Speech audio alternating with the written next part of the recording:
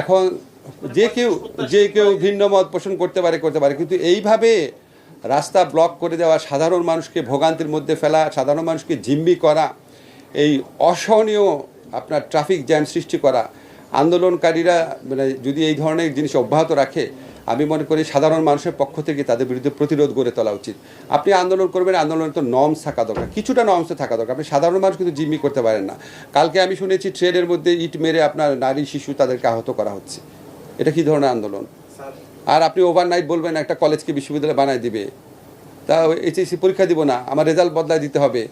এখন আপনারা খালি চিন্তা করেন যে এখন আবার একটু কঠোর পদক্ষেপ নিলেও আবার সবাই সমালোচনা করা শুরু করে যে এরকম পুলিশ কেন এই ব্যবস্থা নিল, এটা কি আগেরই পুলিশ কিনা। এখন এটার মধ্যে ব্যালেন্স করা একটু টাফ। তবে আমার ব্যক্তিগত ধারণা, সাধারণ জনমত এই ধরনের হয়রানিমূলক জিম্মি করামূলক আন্দোলনের বিপক্ষে সাধারণ জনমত অত্যন্ত স্ট্রং হচ্ছে।